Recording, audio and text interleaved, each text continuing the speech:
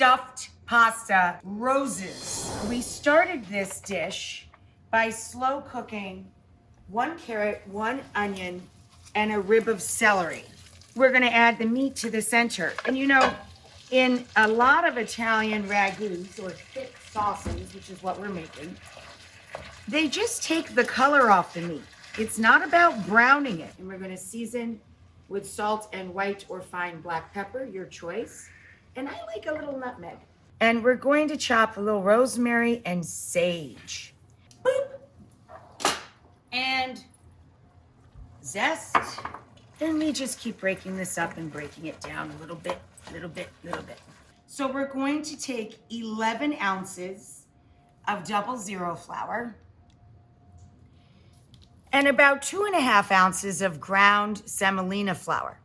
Very fine semolina flour. It gives it a nice silky taste. Then you're gonna season it with a little fine sea salt. Now we're going to move the flour around with a fork and make a well.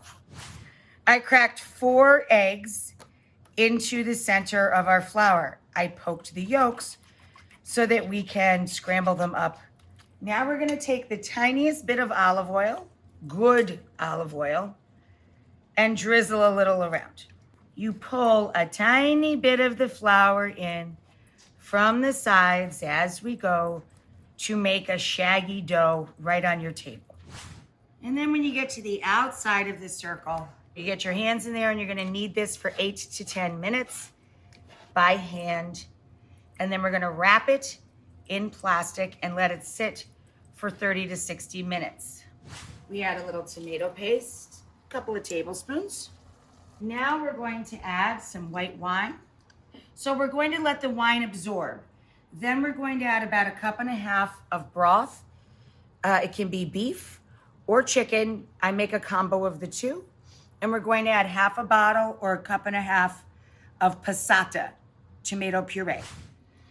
Okay, so I decided, guys, to add a little 1/2 and 1/2, which is what I had in the fridge, to the sauce. And then I cooled it completely.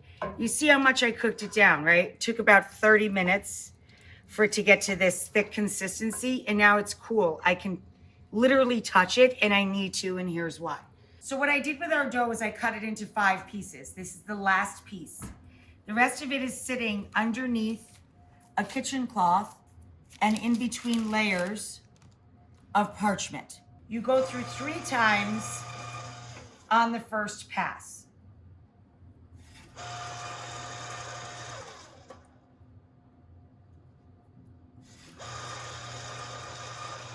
Okay, now we go down 1.5 notches or so. And on every other number, we do 2 passes. And of course, it keeps getting longer and thinner as we go. And each one of these, we're gonna cut into 2 pieces. Wet your edges with a little water. And you need a fork on this side. Literally a tiny little handful of sauce and pop it down through the center of that strip. Then we press the ends and all across the main seam. We go across with the tines of a fork and ruche the edges. And then each one we roll.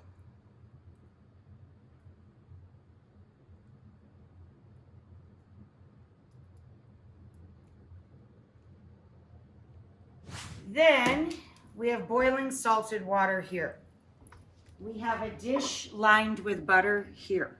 I bring it up to a rolling boil, then I drop it back just a bit, and you slide a few roses in at a time, and we let them cook, 3-4 minutes to get the filling cooked and the fresh pasta cooked. And we manipulate them with the basket and the spatula as need be to keep them in that pretty rose shape. 4 of the roses I've put red sauce on, and I'll dot each with a little parm. And 4 of the roses I've put just butter on. And we'll top each of those with a little parm as well. And then we put into a 400-degree oven until they're bubbly and brown.